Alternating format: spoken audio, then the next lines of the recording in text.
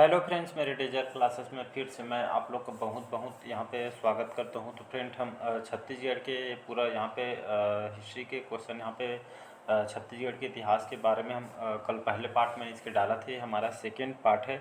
छत्तीसगढ़ के जितने भी आपके इतिहास से क्वेश्चन बनेंगे, चाहे आपको मिडिवल को हो, एंशियंट को हो, चाहे मॉडर्न को हो, तो सारे क्वेश्चन यहाँ से हम हिस्ट्री से क्वेश्चन लिए हैं जो आपके एग्जाम में डायरेक्ट क्वेश्चन पूछा जा सकता है। एसआई के लिए, व्यापम के लिए, आपके प्री CGPSC प्री के लिए, तो सारी एग्ज़ाम पे बेस पे क्वेश्चन को तैयार किया गया है। तो सारे एग्ज़ाम के देख के यहाँ पे क्वेश्चन को तैयार किया गया है अच्छे से। तो सारे क्वेश्चन इंपॉर्टेंट है।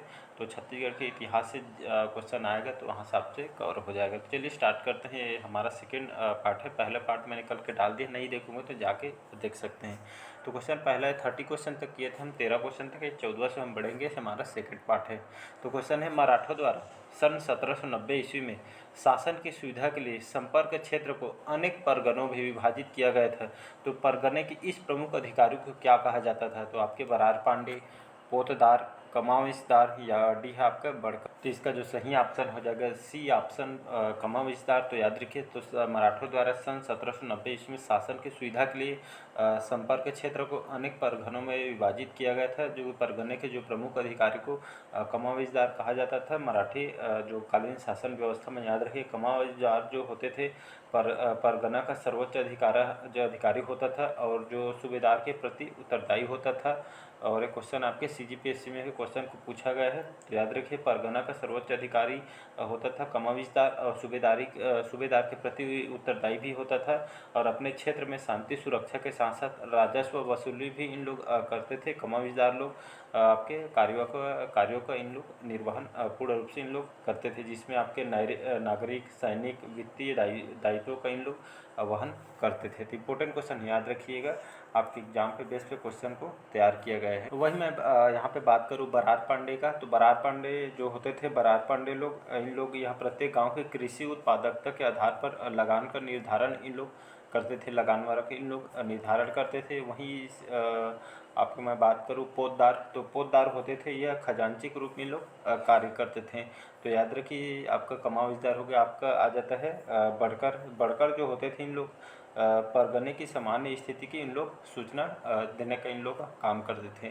तो इसका सी ऑप्शन याद रखिएगा, सही आंसर हो जाएगा। अगला क्वेश्चन देखते हैं। ठाकुर हनुमान सिंह ने अपने 17 भारतीय सिपाहियों के साथ कब विद्रोह किया गया था? तो 15 जनवरी सन 1858 में, 16 जनवरी सन 1858 में, या 17 जनवरी सन 1858 में, या डी है आपका 18 जनवरी सन 1858 को।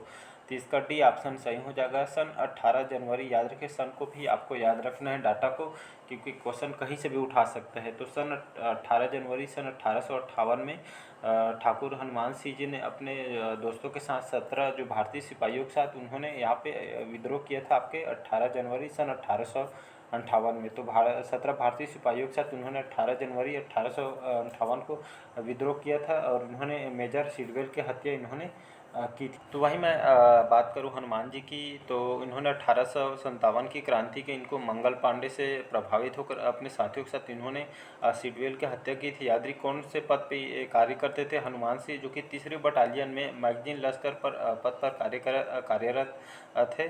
और उन्होंने मंगल पांडे से प्रभावित होकर मेजर सिडवेल की अपने दोस्तों के साथ इन्होंने हत्या कर दी थी अंग्रेज अधिकारी की। तो याद रखिएगा, हनुमान सिंह को छत्तीसगढ़ का मंगल पांडे भी इनको कहा जाता है। कई बार एग्जाम में आपके CGPSC में क्वेश्चन को पूछा है, तो याद रखिएगा, इंपॉर्टेंट क्वेश्चन है। फिर उनको सरेआम फांसी पे 22 जनवरी 1858 को 17 सिपाहियों के साथ उन्हें सरेआम फांसी पे लटका दिया गया था। तो इसका डी ऑप्शन याद रखिएगा, इंपॉर्टेंट क्वेश्चन है। अगला क्वेश्चन देखते हैं। इंपॉर्टेंट क्वेश्चन है, IMP करके रख लीजिएगा इसको। प्रसिद्ध सोना खान जो जमींदारी किस तहसील में थी?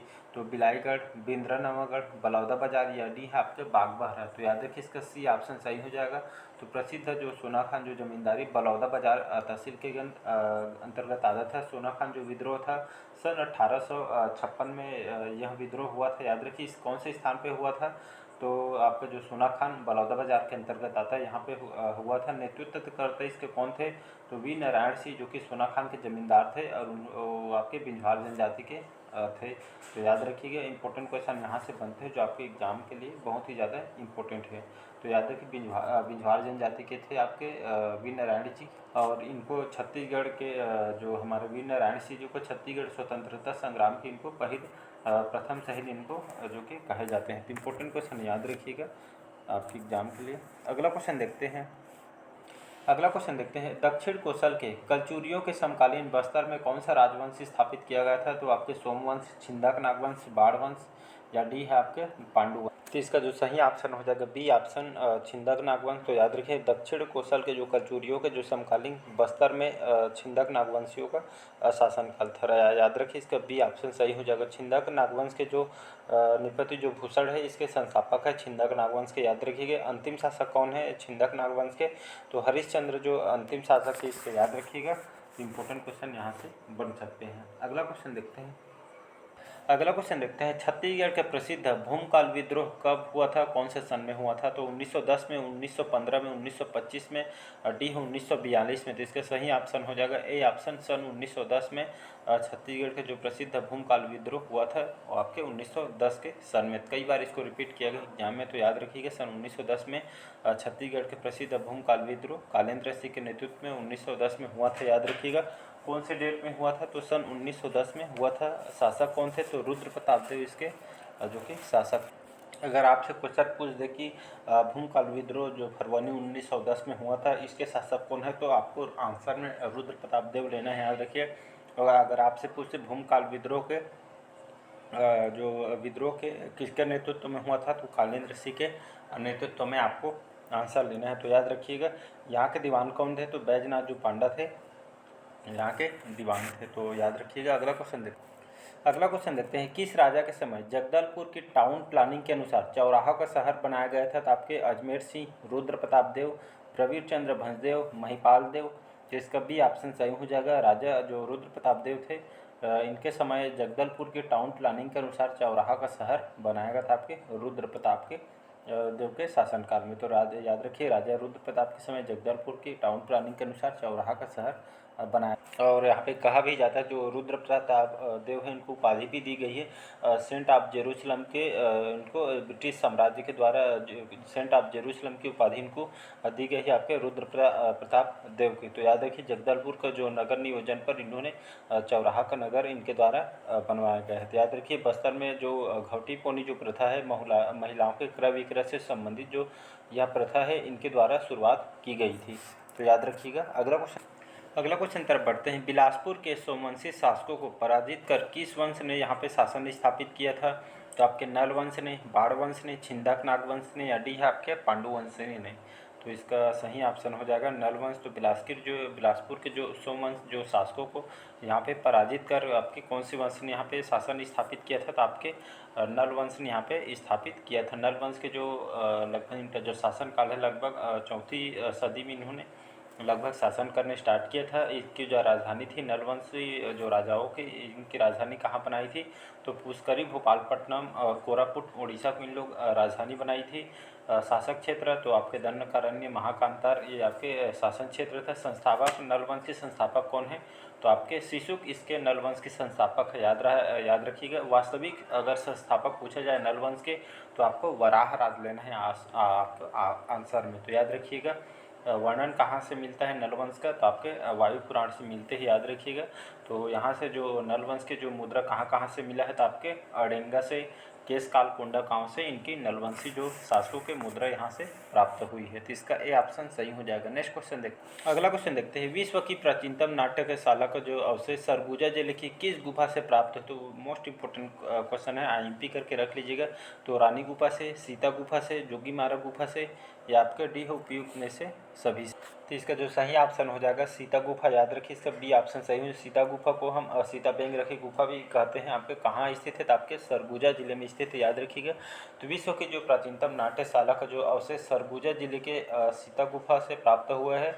और यहाँ से जो मान्यता प्राप्त है कि जो त्रेता युग में जो वनवास के दौरान जो भगवान राम और लक्ष्मण सीता जी ने यहाँ पे रुके हुए थे कुछ समय के लिए, और यहाँ से इस गुफा का नाम यहाँ पे सीता बेंगरा पड़ा था। तो याद रखिए, विश्व के प्राचीनतम नाट्यशाला के साक्ष्य यहाँ से मिले हैं।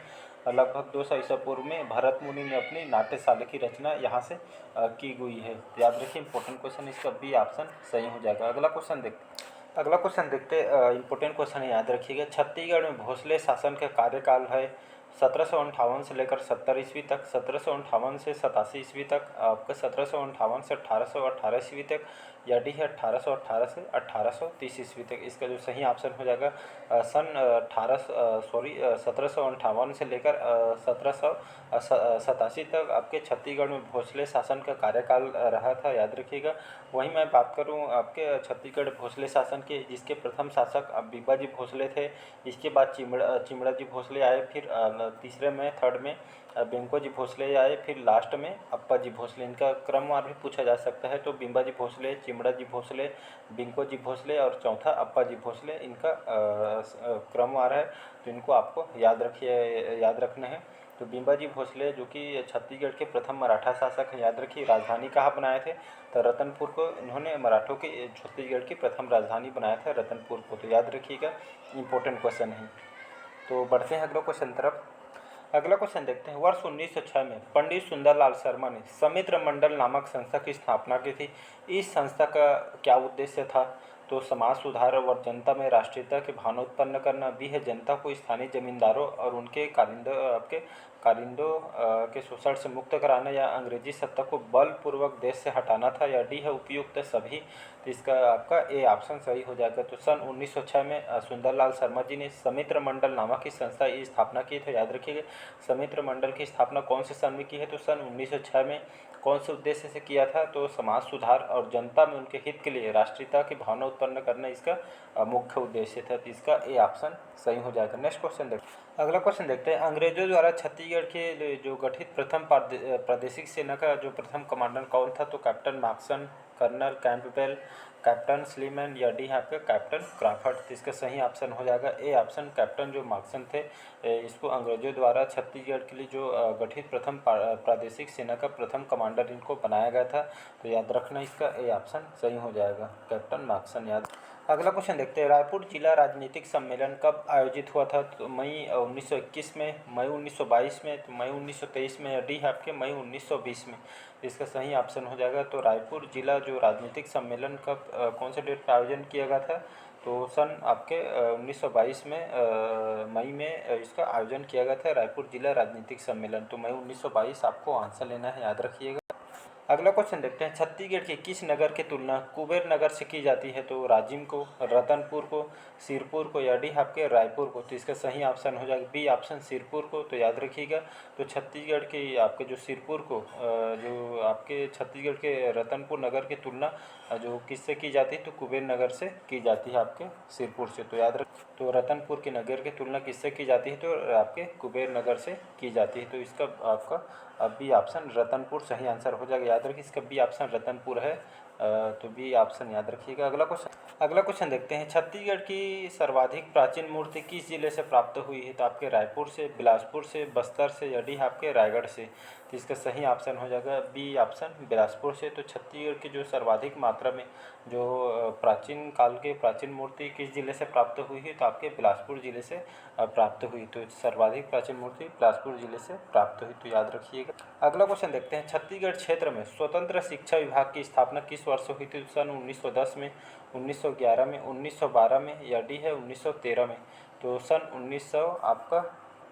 1910 में, याद रखिएगा। तो छत्तीसगढ़ क्षेत्र में स्वतंत्र जो शिक्षा विभाग की स्थापना सन 1910 में की गई थी। तो इसका ए ऑप्शन सही हो जाएगा। अगला क्वेश्चन देखते हैं। चीनी यात्री जो युआन च्वांग जो है छत्तीसगढ़ के किस राजवंश के समय में आया था? तो आपके छिंदकना वंश, बाघ वंश राजवंश, या पांडु राजवंश, या आपके डी है कलचुरी राजवंश। तो इसका जो सही ऑप्शन हो जाएगा आपका सी ऑप्शन, पांडु राजवंश। तो आपके जो महाशिवगुप्त जो बालार्जुन है, इनके शासन को जो चीनी यात्री आपके जो ह्वेनसांग है, तो इनके शासनकाल में प्रसिद्ध है चीनी यात्री ह्वेनसांग। लगभग 639 ईस्वी, याद रखिए डेट को, 639 ईस्वी में सिरपुर एवं मल्हार की यात्रा में जो कि पहुँचे हुए थे यात्रा के दौरान।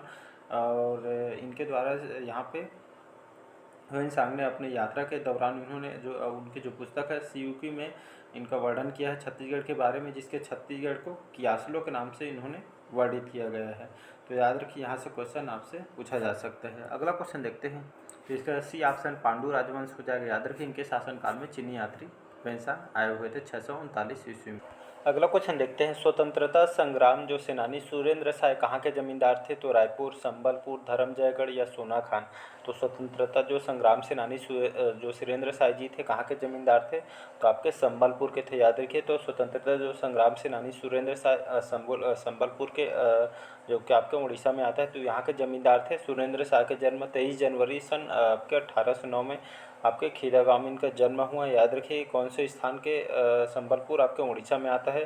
तो संबलपुर आपके उड़ीसा में आता है। और उनका इन्होंने आपके संबलपुर विद्रोह जो कि किया था आपके संबलपुर में, नेतृत्व करता इसका कौन है? तो सुरेंद्र साय जो कि संबलपुर के जमींदार हैं, मैंने जस्ट बताया। और सन 1864 में सुरेंद्र साय को असीरगढ़ के किले में उनको बंदी बनाकर रखा गया था, जहां सन 1884 में इनका मृत्यु हो गई थी। क्वेश्चन पूछा गया है असीरगढ़ के कौन से किले में इनको बंदी बनाया था? तो असीरगढ़ के किले। याद रखिएगा, इनको छत्तीसगढ़ का अंतिम शहीद माना जाता है आपके सुरेंद्र साय जी को, जो कहाँ के ज़मींदार थे? तो आपके संबलपुर के ज़मींदार थे। तो ये सब फैक्ट को याद रखना है आपके एग्ज़ाम के लिए। तो आज के क्वेश्चन यहीं तक रखते हैं, बाकी जो क्वेश्चन हम कल कवर करेंगे। कमेंट करके ज़रूर बताइएगा आज के सेशन कैसे लगा। तो अच्छा लगे चैनल को लाइक, सब्सक्राइब और कमेंट कीजिए, और ज़रूरतमंदों तक शेयर कीजिए ताकि उन लोग भी इसका लाभ उठा पाएँ। तो चलिए आज के लिए बस इतना ही। Thank you.